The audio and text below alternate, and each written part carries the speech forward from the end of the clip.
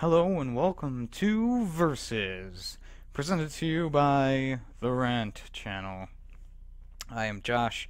I'm here to pit two games against each other that most people would not. And the two games I have today are two games that weren't supposed to be similar, but they appear to be, and with extensive gameplay and knowledge, I have concocted a list of categories to pit them up against each other. So let's get started with Call of Duty Black Ops 3 versus Star Wars Battlefront, the reboot. So I think everyone knows what Star Wars is. I think everyone knows what Call of Duty is. There's really no backstory to these games at all. Call of Duty comes from a long line of annual games, of yearly games that, I mean, they're decent to terrible to good to, you know, there were some really good ones. Started all the way back in my childhood with the Call of Duty games, the Call of Duty with the World War II, Finest Hour, Big Red 1, just Call of Duty. I mean, you know, I come from a long line of playing these games, and Call of Duty hasn't really impressed the last 2 years, but this year they took a step forward again, and that's nice, that's good, I like to see that. Star Wars Battlefront comes from a series that was pretty far back, started in the PS2 era with the Star Wars Battlefront games, and they were just how would you they're kind of like what would you call them? They were kind of like the early Battlefield games, like Battlefield 2, where you chose a specific class and then you went at it and you know, fuck shit up. And the cool thing about the Star Wars Battlefront games, there was aircrafts and, you know, walkers and blasters, and you had droids and clones versus, you know, and you had stormtroopers and rebels, and it was a very well-rounded game. So let's dive into the two newest games of those series right now with category number 1. Category number 1 is my least important one, but it has to be done, and that's graphics.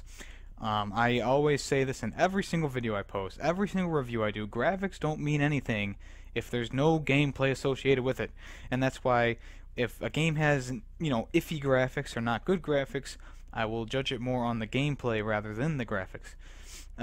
Although nowadays, it seems like every game just, you know, they try to shoot the graphics up to, you know, whatever they're doing nowadays, and then the gameplay gets really stripped back because they spend most of their money on the gameplay. I mean, the graphics. Oh, man. So, let's get started with Star Wars Battlefront. So, Star Wars Battlefront and EA did a very good job of rendering the environments, of taking the actual landscapes from the movies and putting them into the game. Taking very lovely graphics and painting them on the screen for you. And this is where Battlefront really excels, is the graphics department. Because everything looks really nice, the blaster shots, the sounds, the music, it all blends together very nicely with the graphics. And, I mean, what else can you say about them? I mean, they're just beautiful, they're gorgeous. Even everything down to the sky and the background, and even the darkest planets like Solus look good. They look great.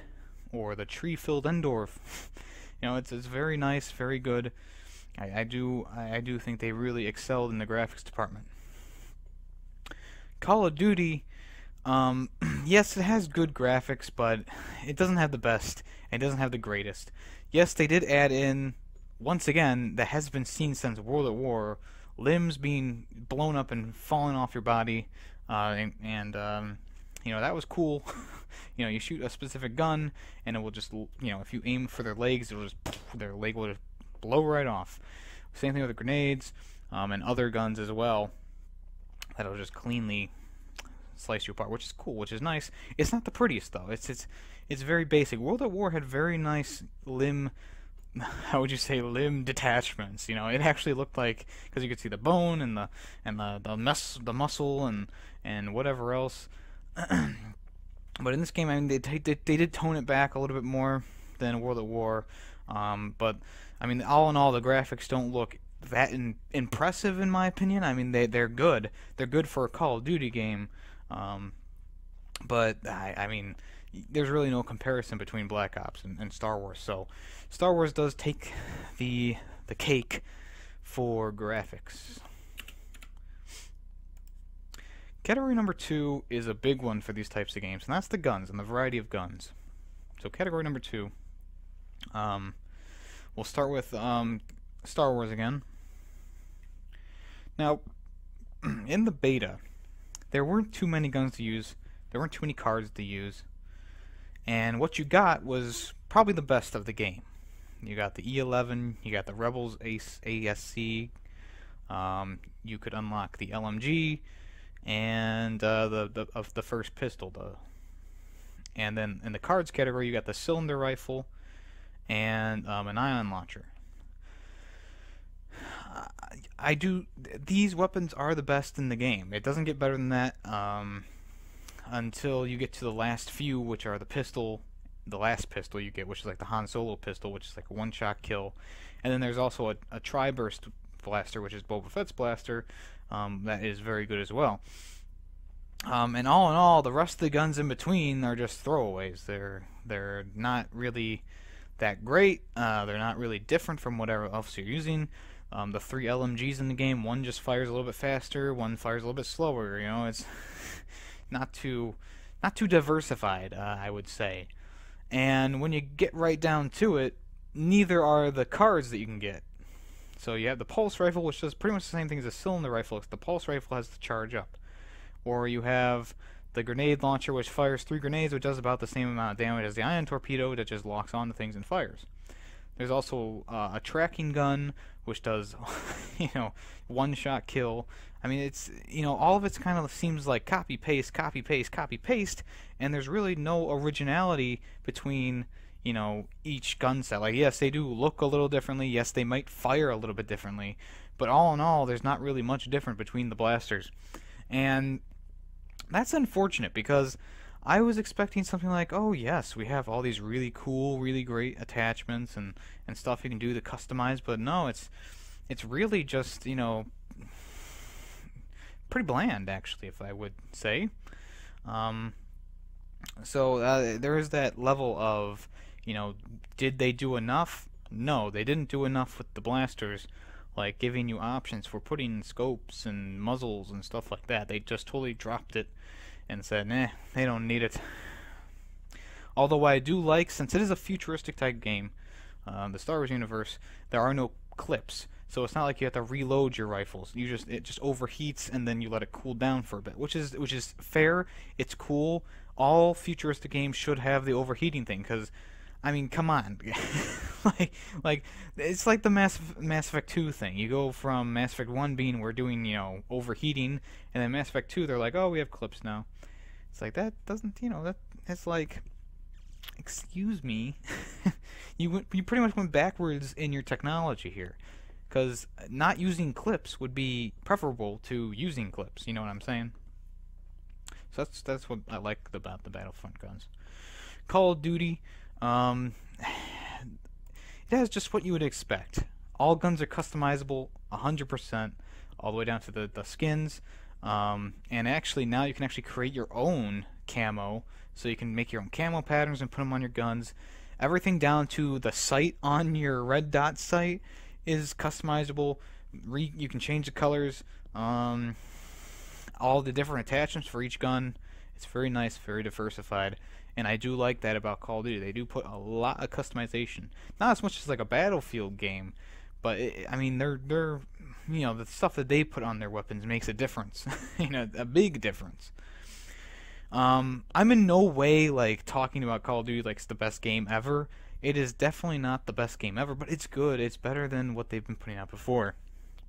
As for the guns themselves, they have several different categories, like the submachine guns, the assault rifles, the LMGs and the sniper rifles, and then there's the special weapons, which are like pistols and launchers and stuff like that. And each gun has its own flair to it. It's its own thing. I think there's 2 SMGs that kind of feel the same, and it's like the there's one called the Vesper, and then there's one later that almost does the same exact thing as it, which was like, it's just like the copy and paste thing. But all the other guns are really, really different, and the assault rifles especially. You don't have the same assault rifle 3 times in a row like you normally do. Now you have your first assault rifle, which is like a basic, fully automatic. Then you have your 3-burst assault rifle, and then you have like an SMG/assault rifle combo that is, fast fire rate, low damage. I mean, it's all very unique, and none of the guns seem to handle the same. Now, yes, there are the BS guns like the Gorgon, which kills you in 2 hits, or the one-hit kill sniper rifle that you get the second unlock on the sniper rifles.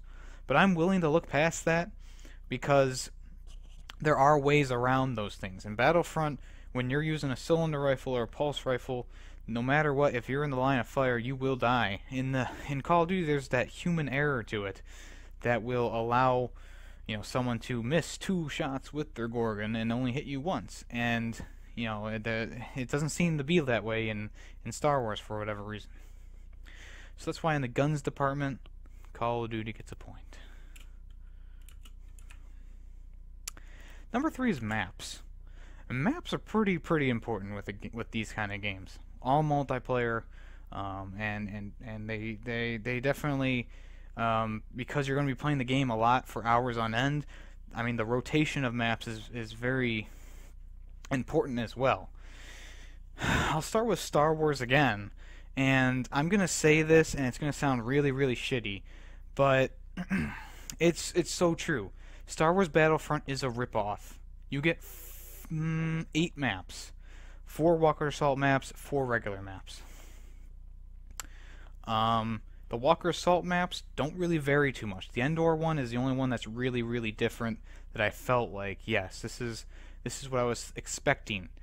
Hoth is fun, don't get me wrong. The other maps are like Soliston and Tatooine, but they just feel the same. Each one of them has those choke points that make it impossible for one team to advance if the other one is better. They seem very one-sided. The maps, they look nice, they play nice, and I can see where they were going with this thing. But like with any game, if you put a choke point in a map, one team is going to totally dominate the battlefield. And when there are so little options for going and bypassing around those things, it starts to take a toll on the effect of how I play. Plus, I get bored very easily with Star Wars Battlefront. There are only 4 maps right now, 5 if you count Jakku, which just got released a few days ago. And the map rotation, it's the same every time you go on. So you have Hoth, Endor, Tatooine, Sullust, Hoth, and it just keeps going and going. And then they have the audacity to release a season pass with a detailed list of all the maps that are going to be coming out. And you know that 50% of those maps are already done, and they could have been on the game, but they are not. And that just, I know what a lot of people say, oh, well, it's our fault. Well, you know what? It's not my fault. I never buy season passes. I've only bought a few season passes in my life. One for Modern Warfare 3, one for Arkham Origins, which ruined them for me, and I bought a season pass for Mass Effect, and that was it. Mass Effect 3 and 2, I should say. So four in total. It's not my fault. Only on games that I know are really good will I buy the season pass. I have not bought a season pass for a long time. I'm on the edge of buying it for Fallout 4. But just a detailed list of all the maps that are going to come out. Come on, please. Put them on the game. Make the game come out a year later and give us the maps we deserve. As for Call of Duty, it's not like the maps are, vast and expansive and huge like with Battlefront. But what they did do perfectly is make it so that there's enough ways to get around a clutch point or a tight point in the map so that you can go around and kill the people behind who are attacking you or spawn killing you. Spawn killing has been a problem for years with Call of Duty, and now as they try and fix the issues with that, spawn changes occur more frequently than they used to. No, they're not very precise, especially on game modes like Demolition or Domination, where spawn points can be controlled and contained. I haven't run into it too much. When I have, yes, it's very annoying, but there are ways to get around everything that you can encounter in the maps for Call of Duty. And all the maps differ. Now, some of them are in cities, some are in the rooftops, some of them go through a forest. I mean, and they all have these different kind of things to them. Like the Metro one, there is an underwater assault you can do. It's kind of hidden, but there's also wall running assaults you can do, frontal assaults, underground assaults. I mean, there's enough to keep every gamer happy. So that is why Call of Duty Black Ops gets the point in maps. Number 4 is one that I haven't done before, and that is DLC, downloadable content. And I've already talked about a little bit of it for Star Wars, and you kind of know my stance on that for Star Wars.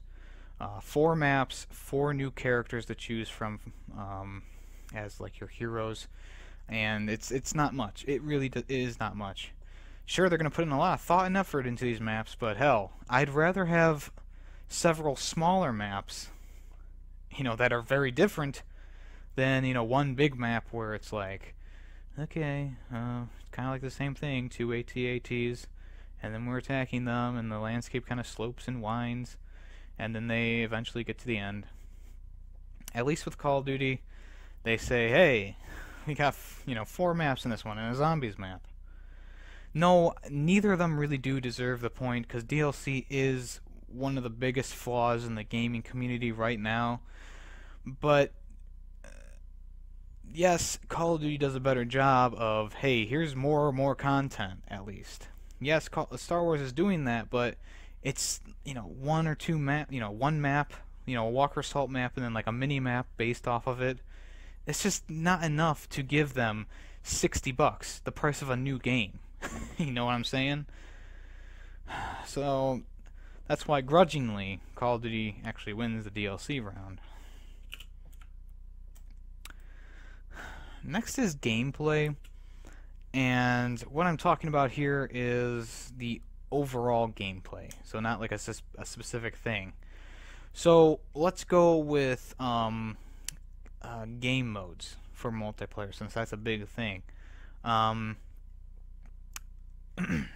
So in Call of Duty, you have your basic game modes. You have Team Deathmatch, Deathmatch, or Free-for-all as they would call it. Capture the Flag, Domination, Demolition, Search and Destroy. There's Uplink again, which was fun. And there's a new Defender mode where you defend the robots. That's a lot to choose from. All the game modes are pretty different. Now, yes, you've played them before on other games and other Call of Duties, but they seem to fit their stride now, because they have the special ones as well that they put in every now and then, like your gun games and your rock and what is it called, like rock and stone or something, stone in the rock. So there's those game modes that show up every once in a while when they're having a good week, and that come around. And I mean, they are basic. They're very basic, and at least they run. They work. Some are better than others, of course, but you got that diversity in them that you don't really, really care. As for Star Wars, everything just seems to be like a copy and paste from their Battlefield series, EA's Battlefield series, with like a Star Wars twist on it. So you got Walker Assault, which is pretty much just a reverse. What is it called? It's where you go and you arm the bomb, then you move up after those ones are destroyed, etc. It's like a reverse of that. You have Dogfight, which appears, of course, in the Battlefield series, which is just not jets, but spacecraft and stuff going against each other. And there's a lot of missed opportunity in that as well, because they could have really put in like a ship battle type thing where you have to attack the other person's ships, and big ships like the Mon Calamari or the Imperial Starship. Like they really missed an opportunity there, because they're on the screen, you just can't get to them, and I feel like that was a very big missed opportunity there. You have Droid Capture, which is the play on Capture the Domination. Except for the droids move, and you have to have all 3 captured in order to win. So I do like that game mode the best out of all of them. It's fun, it's fast-paced, and it's hard. It's difficult, especially when you're going against a good team. You have cargo, which is just capture the flag with a different name. The two oddly strange ones to me, there's the hero one, and there's like hero hunt. Hero hunt, you know, there's one person who's the hero, and whoever kills them becomes the next hero. And then you have the hero battle, which is the good versus the evil, and they kind of duke it out, and whoever kills all three heroes and wins. So I mean, they're different, but I mean, I'm used to like Star Wars Battlefront 2, where it's like, you know, an all-out battle with everyone being heroes or something like that. So it's like I would rather have that, really. um, and then there's other game modes, but they're just like team deathmatch and stuff like that. So it's not like they're any different. So there is a lot of lost opportunity in the Star Wars multiplayer modes. And I mean, I only really like one or two of the game modes in Star Wars, and I I like more of the stuff they put in Black Ops. You know, I love the game modes. Sure, they're basic. They're just like everything else, but at least they're done right. At least they're done well. I mean, they obviously know what they're doing now because they've been doing the same thing for 5-10 years. Which, you know, so that's why Call of Duty gets the point in the gameplay options. Finally, we have story mode and co-op. And I know this is a dying breed. I know it. But you can't get away from a good story mode. You can't get away from a co-op mode. And yes, Star Wars does have a co-op mode. There's survival maps, and there's like against the AI type thing. It's not much though. You know, 4 maps for survival, and 4 maps for your versus AI thing. It's like it's very basic, very. And each one is pretty much the same. I mean, some survival maps have a TIE fighter that comes in. Some of them have ATST. Some of them have both. It's very underwhelming. It's not what I expected. And the collectibles inside of it, inside of the survival missions, collect them all. Yeah. What do you get? Nothing. Maybe something in the diorama mode. I don't know. It just doesn't seem like much, and it could have been so much more. As for Call of Duty, we have every single game mode, every single mode they have in there is co-op. So single player is co-op again, which, I mean, I don't love the single player campaign. It's not that great. It's probably the low point of the game, but at least there's co-op in it, and you can play it with your friends, and you can enjoy the terrible storytelling and in the game together. Same thing with zombie mode. You can play with up to 4 people. It's still as fun as it ever was, and this zombie map that's on this game, it's good. It's great. I love it. And of course, multiplayer is all co-op. You can play with your friends. You can have a party up to 6 people. In Star Wars, you can only have a party up to 2. So I think it's pretty clear who the winner is in the co-op and in story mode, because at least Call of Duty has a story mode. At least it has co-op, 4 story modes, and you can have more than 2 people join you on every mode. So that's why Call of Duty gets it. So, as we stand, Star Wars has 1 point, and Black Ops, I mean, has 1, 2, 3, 4, 5. And I think in Category 7, overall satisfaction definitely goes to Call of Duty. They definitely came back with this one. I know a lot of people are going to be bitching and moaning, oh, I can't believe you rate Star Wars lower than Call of Duty. Like, yeah, I do, because Star Wars is like an unfinished game. It really is. There's hardly any maps. There's, the guns aren't varying. They just all feel pretty much the same, except for 1 or 2 or 3. I know that they do have a little bit. The card stuff is like, I could have done without it. It's a good concept, it's a cool concept, but it just doesn't work well with this game.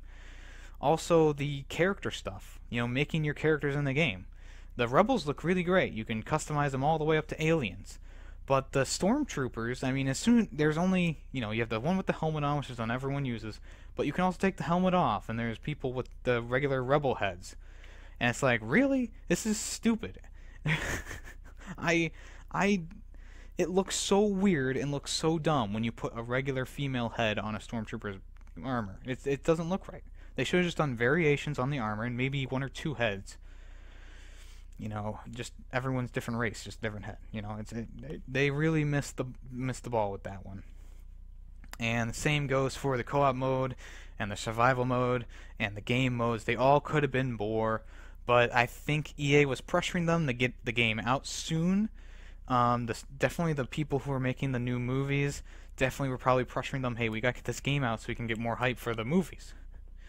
And we can get Battle Jakku out, you know? And that's why, you know, when you look at Call of Duty and Star Wars compared side by side, Call of Duty is a finished game. It's a finished product. Yes, I understand it's not the best game ever. Well, neither is Star Wars.